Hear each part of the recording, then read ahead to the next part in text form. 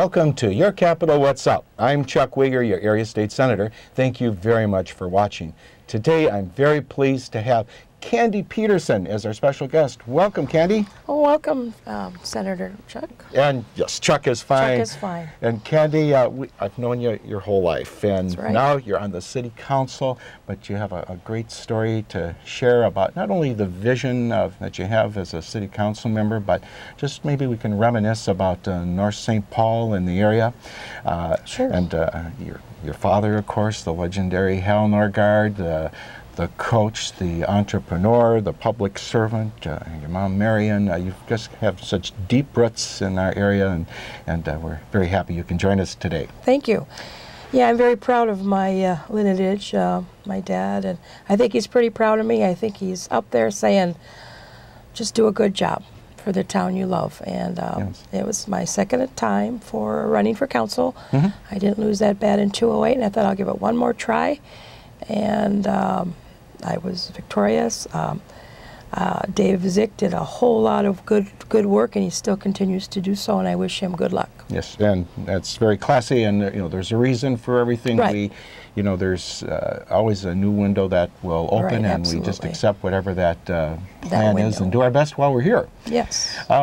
You grew up on 13th Avenue? 13th I know Avenue. that. I used to be your paper boy. Yes, you were, and your father was our great TV repairman, Okay, thank George. you. And Where'd you go to school then? I went to Richardson Elementary, Mm-hmm. and then I went to John Glenn, and then I graduated from North High, a Okay. little after you. What did you like doing the most in school? Particular activity? We know you're a Pep club. outstanding golfer, Yes, and but you they love didn't, sports. they didn't have golf back then. They had GAA, so I participated in that.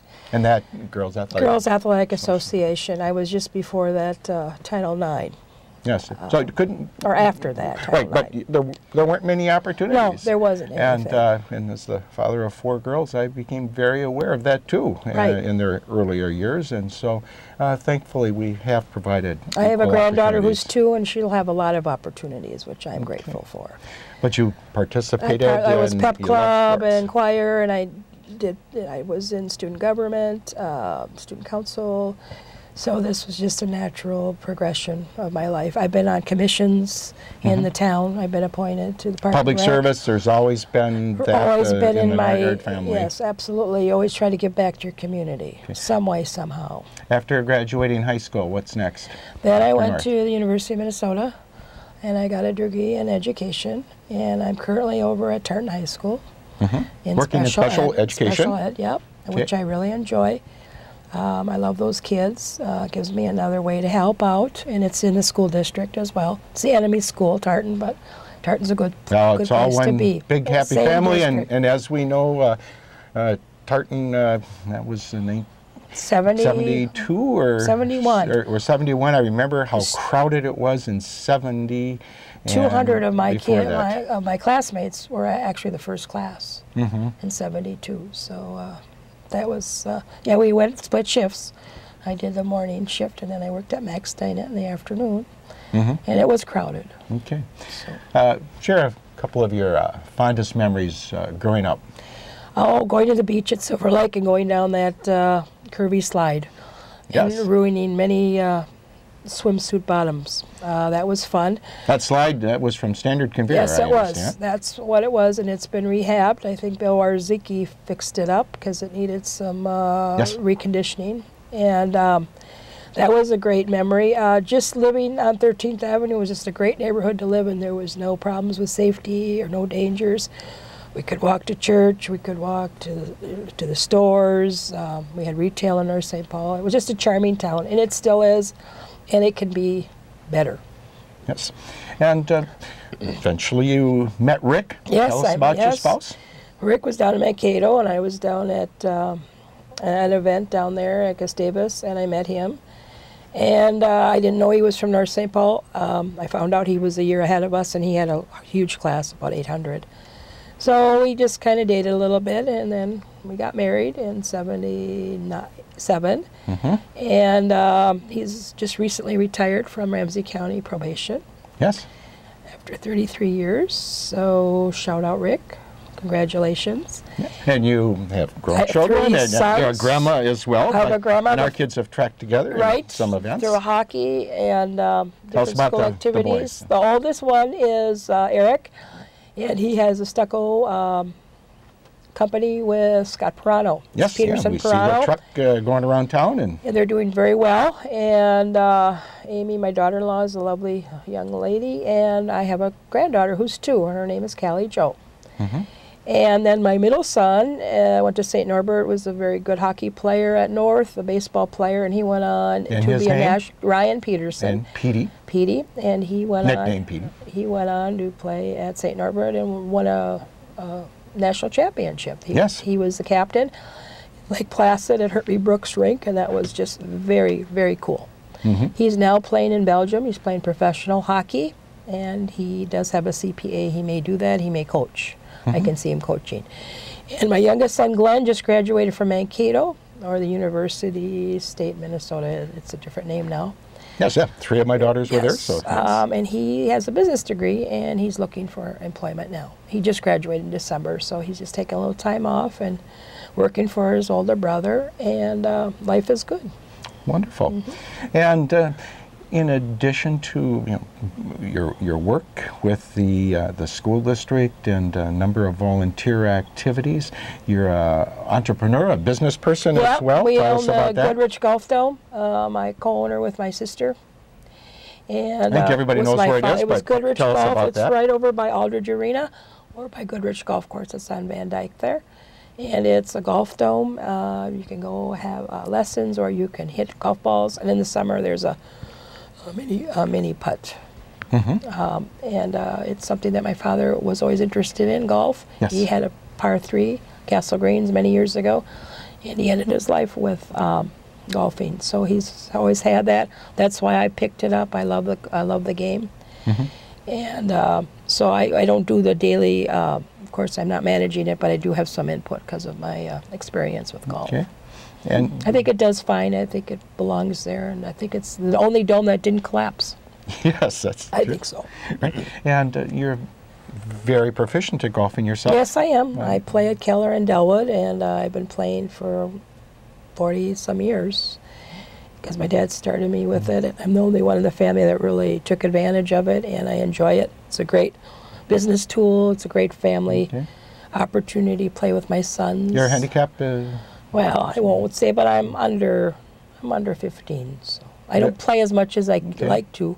Summertime I do play pretty much, but I enjoy it. Have you ever had a hole-in-one? Yes, I did. Tell us about that. I had it on June 6th of 1996. My father was having a fundraiser for his county commissioner job.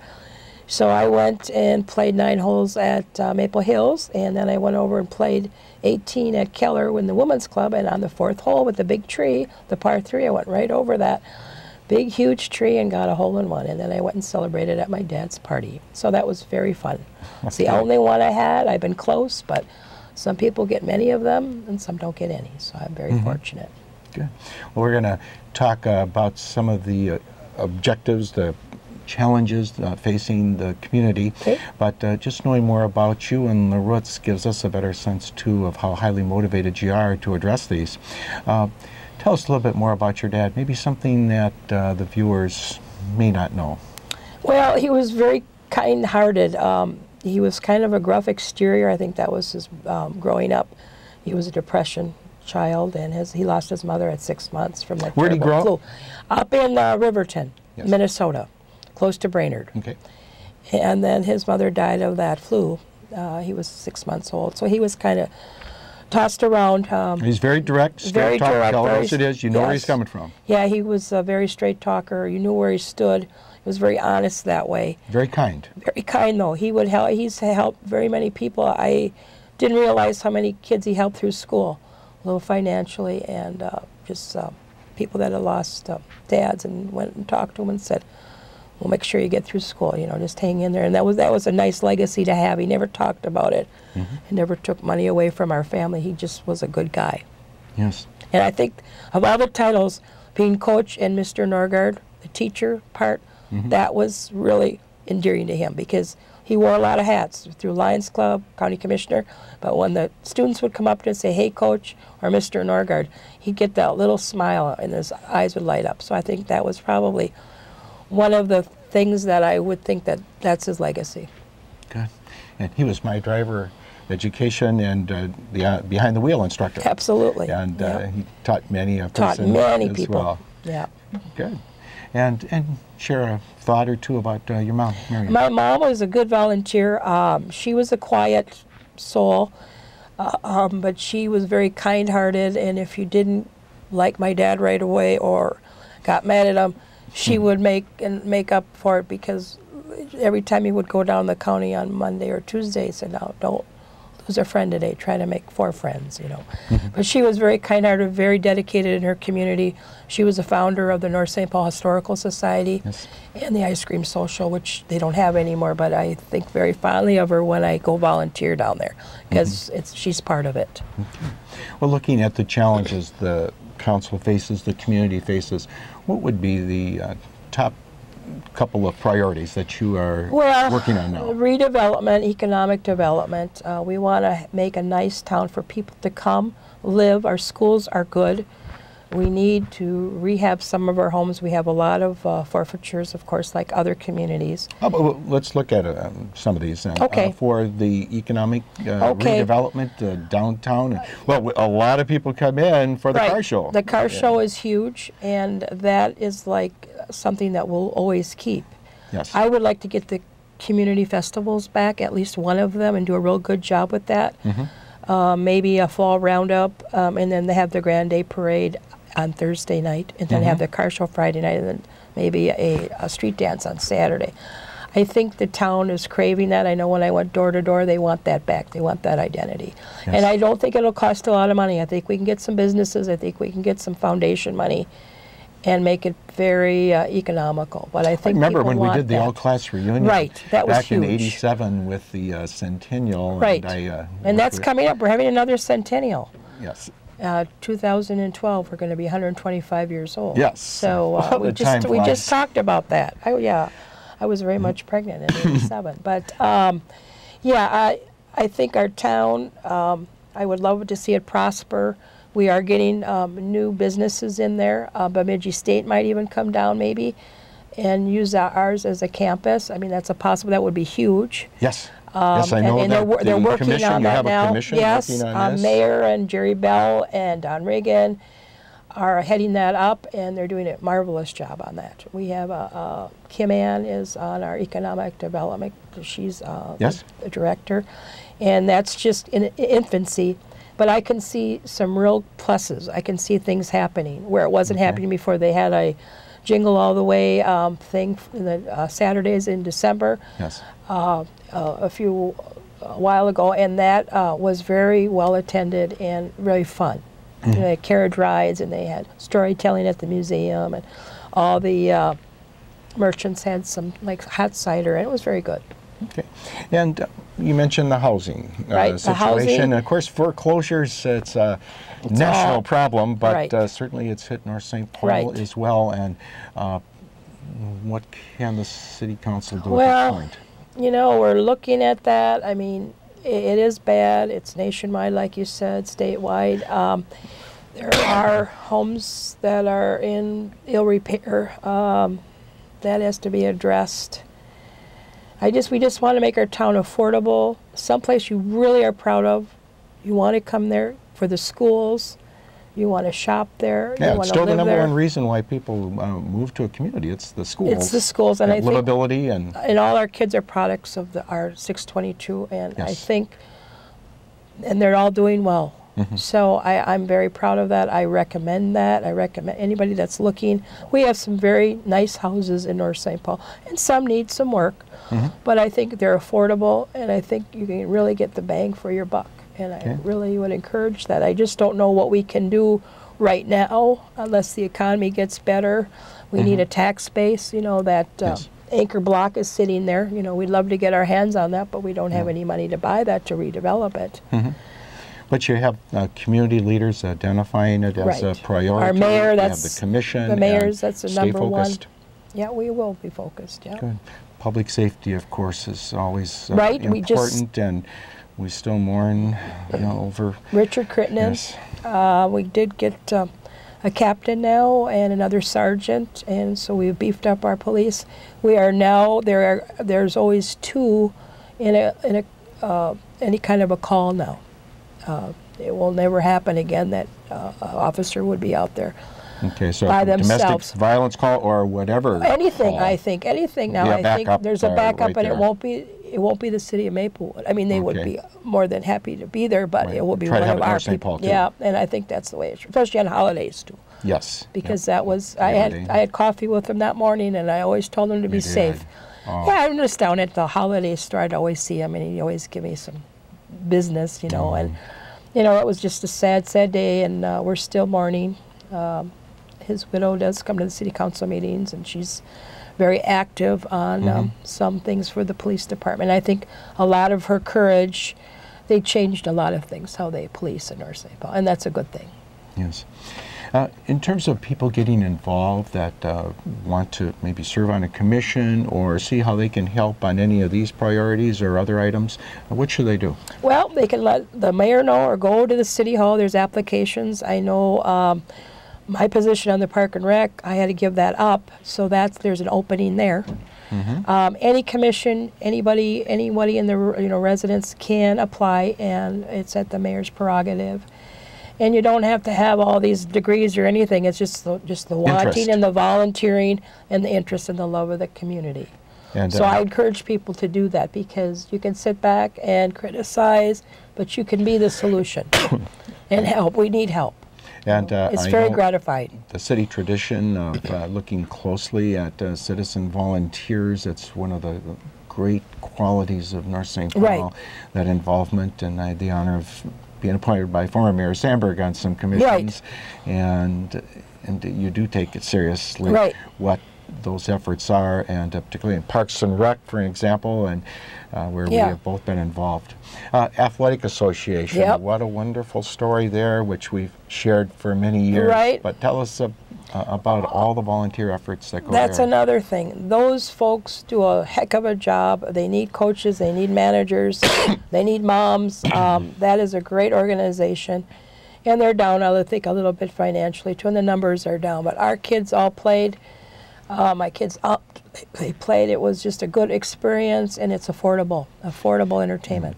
And so many people from the neighboring communities, Maplewood, right, Oakdale, even beyond sometimes, just because of the tradition. Right. And I don't think anyone's ever been turned away if there was an economic situation. Right. There's scholarships available, and they'll find you a glove, and they just want you to participate. Right. And then our food shelf does well. We service a lot of families. Indeed. I was just down there today, and they were kind of lined up. So, I mean, we have a lot to offer, in every spectrum. Yeah. Working with the school districts, of course, is very, very important. Working with our neighboring communities. And one great example recently is with Maplewood, with the Parks and Rec. And tell us about how this will hopefully lead to more opportunities in a time where budget cuts have to be made. We are trying to look at all resources. We are short on money, and Maplewood has probably more resources, but we have like a building that they can use the volleyball. Yes. So they needed that, and it's a win-win. So they took over our recreation. We still are going to be separate. I mean, we still have our logo, and we still have a community center, but they are taking our programs, and they're increasing programs, like adding cooking and more dance. So it's going to be a win-win for all the communities, and then there'll be no type of extra charge. So I can go to the community center and pay what a Maplewood resident. Yes. And that was different. Before, we were non-residents, and vice versa. They can come over to our place. So I think it's good. It's still in the infancy stage as well. We don't know how well it's going to work. It's kind of on a year-to-year basis. Yes. And so far, I haven't heard anything. The flyer came out. People are excited about the programs offered. Yeah. And I think it's going to be a very successful partnership. Yes, and Silver Lake, and a lot of people, I think, realize, but Maplewood owns quite a bit of the land. Joy Park. That right there, Joy Park, and technically, many people may not realize that Oakdale Right. part of Oakdale is actually Silver Lake. Yep, there's 3 cities involved with that, so that's a possibility too. We used to go to day camp over at Joy Park. Yes. When I was younger, and that hasn't been done. And they really cleaned it up, and they put a trail in. It's very nice. They cleaned it up, and they got all the buckthorn out.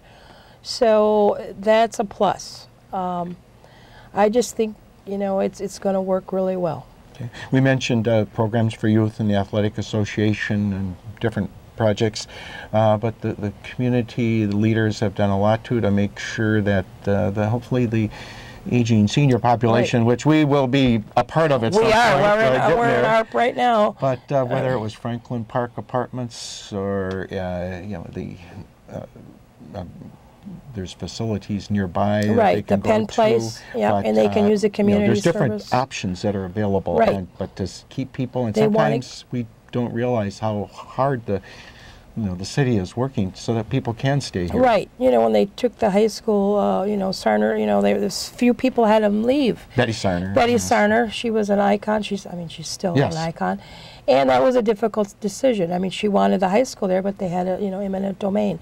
So now there's places for those folks. And I think that's really good, you know, because I want to stay there too.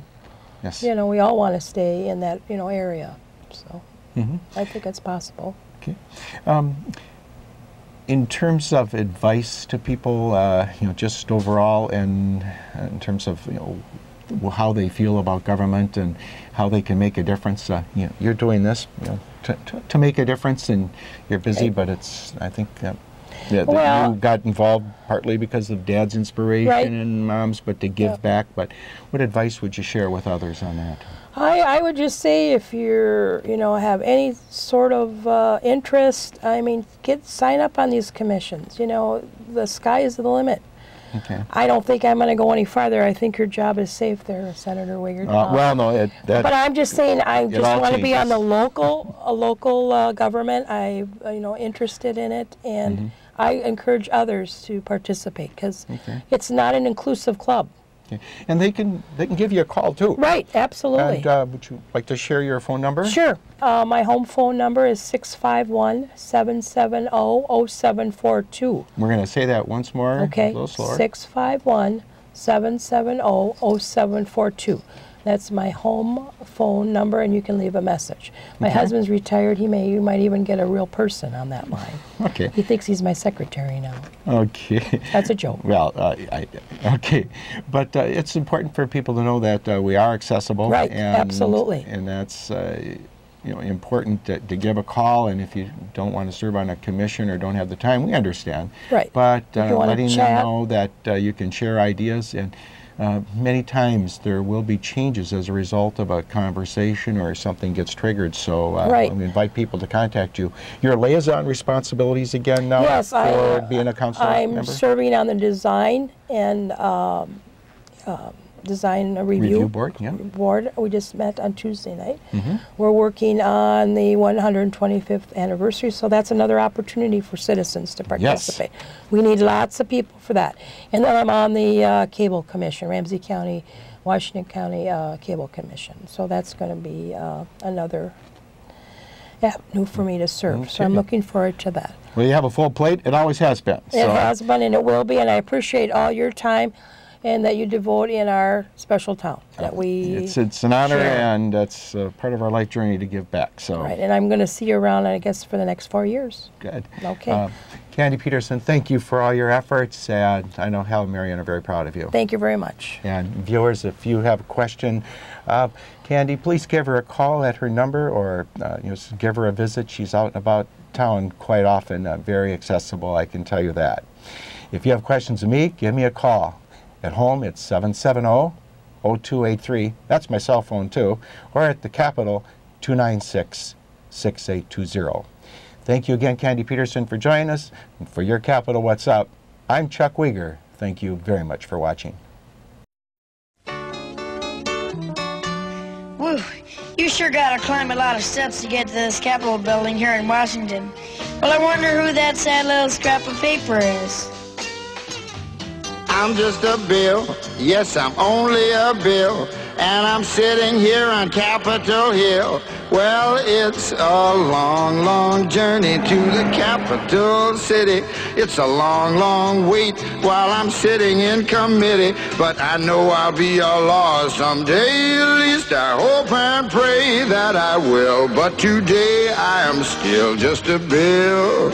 Gee, Bill, you certainly have a lot of patience and courage. Well, I got this far. When I started, I wasn't even a bill. I was just an idea.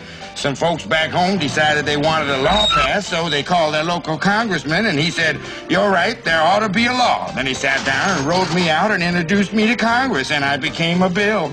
And I'll remain a bill until they decide to make me a law. I'm just a bill, yes, I'm only a bill, and I got as far as Capitol Hill. Well, now I'm stuck in committee, and I'll sit here and wait while a few key congressmen discuss and debate whether they should let me be a law. I hope and pray that they will, but today I am still just a bill.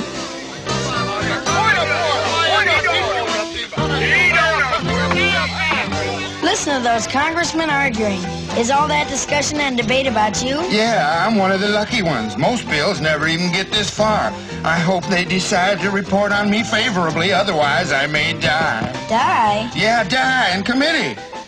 Oh, but it looks like I'm going to live. Now I go to the House of Representatives and they vote on me. If they vote yes, what happens? Then I go to the Senate and the whole thing starts all over again. Oh, no. Oh, yes. I'm just a bill. Yes, I'm only a bill. And if they vote for me on Capitol Hill, well, then I'm off to the White House where I'll wait in a line with a lot of other bills for the president to sign. And if he signs me, then I'll be a law. I hope and pray that he will. But today I am still just a bill. You mean even if the whole Congress says you should be a law, the president can still say no? Yes, that's called a veto. If the president vetoes me, I have to go back to Congress and they vote on me again, and by that time you're so By old. that time, it's very unlikely that you become a law. It's not easy to become a law, is it? No, but how I hope and pray that I will. But today I am still just a bill. He signed your bill. Now you're a law. Oh, yes.